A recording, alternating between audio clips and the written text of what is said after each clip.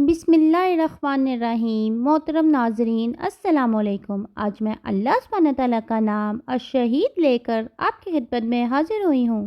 الشہید کا لفظ شہادت سے ہے، گواہی دینا۔ اللہ تعالیٰ ہر چیز پر خود گواہ ہے، وہ ایسا حاضر ہے جو سب کچھ دیکھتا سنتا ہے۔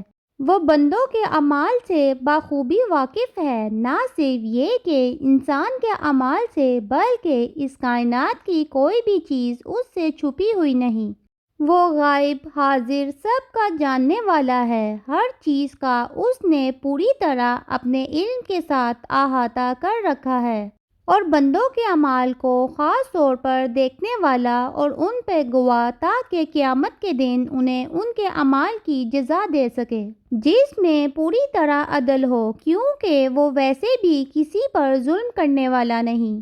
قرآن مجید میں اللہ تعالیٰ فرماتے ہیں، کیا تیرے رب کے لیے یہ کافی نہیں کہ وہ ہر چیز پر خود خوب گواہ ہے؟ یعنی ہر چیز اس کے سامنے ہو رہی ہے، کسی اور سے گواہی لینے کی ضرورت نہیں۔ اس کے باوجود اس نے اپنی گواہوں کے علاوہ دوسری چیزوں کو بھی گواہ بنایا ہے۔ اللہ تعالیٰ اپنی مخلوق کا مشاہدہ کرنے والا ہے، اور وہ خود عرش پہ مستوی ہے۔ اللہ تعالیٰ اپنے آسمان کی بادشاہی میں کہتا ہے کہ میرے بندے نے میرے لیے میرے بندے سے ملاقات کی، اور مجھ پر اس کی مہمان نوازی کرنا لازم ہے، اور میں اس کے لیے جنت سے کم ثواب پر راضی نہیں ہوتا۔ یعنی اللہ تعالیٰ کی خاطر جب کوئی شخص اپنے گھر سے نکلنے کا ارادہ بھی کرتا ہے یا قدم اٹھاتا ہے، اس کی ایک ایک حرکت اللہ تعالیٰ کی نظر میں ہوتی ہے، اور جس مقصد کے لیے انسان نکلتا ہے وہ اس کو بھی جانتا ہوتا ہے، اور جب کوئی اچھے مقصد کے لیے گھر سے نکلتا ہے تو اس کے لیے خوشخبری بھی دیتا ہے۔ پھر یہ ہے کہ اللہ تعالیٰ سے بڑھ کر کوئی گواہ نہیں۔ فرمایا، آپ ان سے پوچھئے کہ سب سے بڑھ کر سچی گواہی کس کی ہے؟ آپ کہیے، اللہ کی، جو میرے اور تمہارے درمیان گواہ ہے۔ یعنی نبی کریم صلی اللہ علیہ وسلم کو خطاب ہے کہ جو کچھ آپ کر رہے ہیں وہ بھی اللہ تعالیٰ کی نگاہوں میں ہے، اور جو آپ کے دشمن کر رہے ہیں آپ کے ساتھ اور جو منکرین کر رہے ہیں وہ بھی اللہ تعالیٰ کے سامنے ہے، اور اللہ تعالیٰ خود اس پر اچھی طرح گواہ ہے۔ لوگ آپ کی نبوت اور رسالت کو جھٹلا رہے تھے، وہ بھی اللہ تعالیٰ کے سامنے تھا۔ ان کا جھٹلانا اور آپ کے نبی ہونے پر اللہ کی گواہی کافی تھی۔ پھر اللہ تعالیٰ ہر چیز پر کس طرح گواہ ہے؟ فرمایا، آسمانوں اور زمین کی بادشاہیت اسی کی ہے، اور اللہ ہر چیز پر گواہ ہے، اور وہ اکیلا ہی گواہ کافی ہے، بلکہ اللہ تو یہ گواہی دیتا ہے کہ اس نے جو کچھ آپ کی طرف اتارا ہے اپنے علم کی بنا پر اتارا ہے، اور فرشتے بھی یہی گواہی دیتے ہیں، اگرچہ اللہ کی گواہی بہت کافی ہے۔ یعنی نبی کریم صلی اللہ علیہ وسلم پر جو جھوٹے الزامات لگائے جا رہے تھے کہ آپ شاعر ہیں، مجنون ہیں اور اللہ کے رسول نہیں ہیں، تو اس پر اللہ تعالیٰ نے آپ کو تسلی دی کہ آپ کے لیے اللہ تعالیٰ کا گواہ ہونا کافی ہے، اور اس کے علاوہ فرشتے بھی آپ کے حق میں گواہی دیتے ہیں، اس لیے آپ لوگوں کی باتوں پر پریشان نہ ہوں۔ اور اس میں ہم سب کے سیکھنے کی بات یہ ہے کہ اگر زندگی میں کوئی ایسا مرحلہ آئے، کوئی ایسا موقع ہو کہ دوسرے لوگ آپ کے بارے میں غلط فہمی کا شکار ہوں، آپ پر جھوٹے الزامات لگا رہے ہوں اور اس کے لیے جھوٹے گواہ بھی تیار کریں، تو بھی فکر نہیں ہونی چاہیے، کیونکہ سارے معاملات اللہ ہی کی طرف لوٹائے جاتے ہیں، اور اللہ تعالیٰ کے دربار میں کوئی شخص جھوٹ نہیں بول سکے گا، کسی کی جھوٹی گواہی فائدہ نہیں دے گی، اور اللہ تعالیٰ کا خود گواہ ہونا ہی کافی ہو جائے گا۔ اس لیے انسان کو اپنا معاملہ اپنے رب کے ساتھ کرنے کی ضرورت ہے، کیونکہ اگر وہ راضی ہے تو باقی تمام بندوں کی ناراضگی کچھ نقصان انسان کو نہیں دے سکتی، لیکن اگر وہ ناراض ہے تو ساری دنیا کی تعریف بھی انسان کے حق میں کچھ فائدہ مند نہیں۔ پھر اسی طرح اللہ تعالیٰ تمام بندوں کے اعمال تو دیکھتا ہی ہے، لیکن وہ اپنے خاص بندوں کے اعمال پر بھی نگرانی کرتا ہے۔ نوح علیہ السلام جب کشتی بنا رہے تھے تو اللہ تعالیٰ ان پر گواہ تھا۔ اسی طرح داؤد اور سلیمان علیہ السلام فیصلہ کر رہے تھے ایک مقدمے کا، اس پر بھی اللہ تعالیٰ گواہ تھے، خود دیکھ رہے تھے۔ فرمایا، اور داؤد اور سلیمان کو بھی یہی نعمت دی تھی علیہ السلام جب وہ ایک کھیتی کے بارے میں فیصلہ کر رہے تھے، جس میں کچھ لوگوں کی بکریاں راہ چڑھ گئی تھیں۔ جب وہ فیصلہ کر رہے تھے تو ہم انہیں دیکھ رہے تھے، یعنی یہ فیصلہ درست ہے یا نہیں اللہ تعالیٰ خود دیکھ رہے تھے۔ پھر انبیاء پر خود بھی گواہ اور ان کو بھی گواہ بنانے والا ہے، یعنی اللہ تعالیٰ خود بھی گواہ ہیں اور انبیاء بھی گواہ ہیں، اور اس کے بارے میں سورۃ ال عمران کی آیت ہمارے سامنے ہے۔ اور وہ وقت بھی یاد کرو جب اللہ تعالیٰ نے تمام انبیاء سے یہ عہد لیا کہ اگر میں تمہیں کتاب اور حکمت عطا کروں، پھر کوئی ایسا رسول آئے جو اس کتاب کی تصدیق کرتا ہو جو تمہارے پاس ہے، تو تمہیں اس پر ایمان لانا ہوگا اور اس کی مدد کرنا ہوگی۔ اللہ تعالیٰ نے یہ حکم دے کر نبیوں سے پوچھا، کیا تم اس بات کا اقرار کرتے ہو اور میرے اس عہد کی ذمہ داری قبول کرتے ہو؟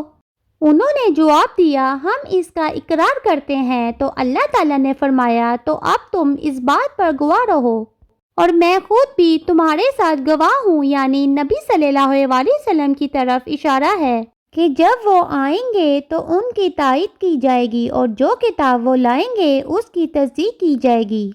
لیکن دلچسپ بات یہ ہے کہ قرآن مجید میں ایسی مزید کوئی پیش گوئی نہیں کی گئی اور نہ نبی صلی اللہ علیہ وسلم کو اس بات کا پابند کیا گیا کہ آپ کے بعد کوئی رسول یا نبی آئے تو اس کی مدد کی جائے یا اس کی تائید کی جائے۔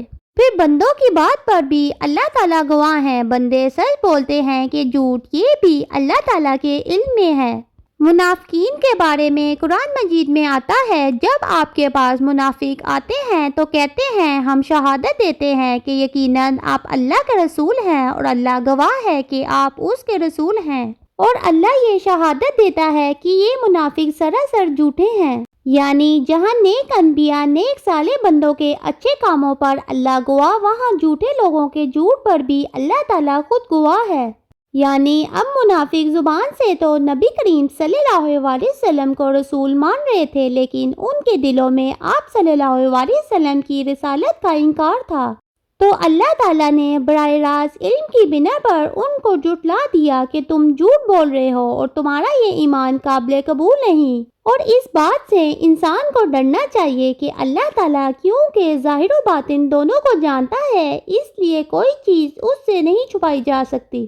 اور اگر انسان کے دل میں ایمان نہیں ہے اور صرف زبان سے یہ کہہ رہا ہے تو ایسا ایمان قیامت کے دن قابل قبول نہ ہوگا، کیونکہ ایمان دل کی یقین، زبان کی اقرار اور عمل کی تصدیق کا نام ہے، اور اسی طرح قیامت کے دن بندوں کے اعمال کی گواہی دینے والا بھی ہے اللہ تعالیٰ۔ فرمایا، جس دن اللہ تعالیٰ ان سب کو زندہ کرے گا تو انہیں بتا دے گا کہ وہ کیا کچھ کر کے آئے ہیں۔ اللہ نے اس کا پورا ریکارڈ کر رکھا ہے، بلکہ وہ خود اسے بھول گئے ہیں، اور اللہ ہر چیز پر گواہ ہے۔ یعنی بندے اپنے اعمال کے دوران جو نیت کرتا ہے، جو کچھ طے کر رہا ہوتا ہے، وہ بندہ کر کے بھول جاتا ہے، لیکن اللہ تعالیٰ نہیں بھولتا، اور اللہ تعالیٰ خود ان چیزوں پر گواہ ہے۔ یہ گواہیاں اس لیے بھی جمع کی جا رہی ہیں تاکہ قیامت کے دن انسان کو اس کے مطابق صلہ دیا جائے۔ قیامت کے دن جو سب سے پہلا فیصلہ جس کے حق میں کیا جائے گا وہ ایک شہید ہوگا، جس کو اللہ تعالیٰ ساری نعمتیں یاد کروائے گا اور پھر اس سے سوال کرے گا، پوچھے گا کہ میری نعمتوں کو پا کر تم نے کیا کیا؟ وہ کہے گا، اے اللہ، میں نے تیری خوشی کی خاطر بہت اچھے کام کیے، حتیٰ کہ میں نے اپنی جان بھی دے ڈالی۔ کیونکہ اللہ تعالیٰ اس کے عمل پر گواہ ہے دنیا میں، تو اللہ تعالیٰ فرمائے گا کہ تو نے جھوٹ کہا، تو غلط کہہ رہا ہے، کیونکہ تو نے تو جان اس لیے دی تھی کہ تجھے بہادر کہا جائے، اور وہ دنیا میں کہہ دیا گیا، اور پھر حکم ہوگا اس کو اوندے منہ جہنم میں گرا دیا جائے۔ اب یہ فیصلہ بھی اللہ تعالیٰ فرمائیں گے ایک شہید کے جہنم میں بھیجے جانے کا، وہ کس بنا پر ہوگا؟ اللہ تعالیٰ کی براہ راست گواہی، براہ راست علم کی بنا پر۔ اس وقت اللہ تعالیٰ کسی اور سے نہیں پوچھیں گے اس نے یہ کام کیوں کیا تھا اور یہ سچ کہہ رہا ہے کہ نہیں۔ پھر اسی طرح ایک قاری قرآن کو بلایا جائے گا اور اس سے اسی طرح پھر سوال کریں گے، اسے نعمتیں یاد دلائیں گے اور پھر اس سے پوچھیں گے، تم نے یہ سب کچھ پا کر کیا کیا؟ تو وہ کہے گا، اے اللہ، میں نے تیری کتاب پڑھی اور اس کو یاد کیا، بہت محنت کی۔ اللہ تعالیٰ فرمائیں گے، تو نے جھوٹ کہا، تو نے یہ سب کچھ میری رضا کے لیے نہیں کیا، یہ سب تو نے اس لیے کیا لوگ تجھے قاری قرآن کہیں، تو نے لوگوں میں شہرت پانے کے لیے کیا، پھر اس کے بارے میں بھی حکم دیا جائے گا اس کو الٹے منہ جہنم میں پھینک دیا جائے، اور اس کے جھوٹے ہونے پر بھی اللہ تعالیٰ خود گواہ ہیں۔ تو اس لیے اللہ تعالیٰ کے گواہ ہونے پر انسان کو ڈرنا چاہیے۔ لوگوں کے بارے میں تو ہم کہہ سکتے ہیں دیکھنے میں فرق تھا، اس نے پوری بات نہیں سنی، لہٰذا یہ گواہ جھوٹا ہے، لیکن اللہ تعالیٰ کی گواہی کو کون جھٹلا سکتا ہے، کون اس کا انکار کر سکتا ہے؟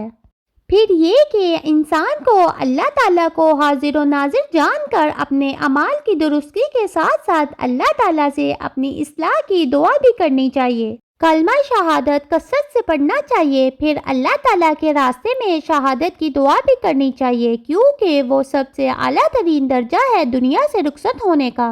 اللہ تعالیٰ ہمیں اپنے ان بندوں میں شامل کر لے جو سچ کے گواہ ہیں، جو توحید کے گواہ ہیں، اور اللہ تعالیٰ ہمیں برے کاموں کے چھوڑنے کی توفیق دے تاکہ یہ تمام چیزیں جو ہمارے آس پاس ہیں ہمارے خلاف گواہی نہ دیں۔ آمین یا رب العالمین۔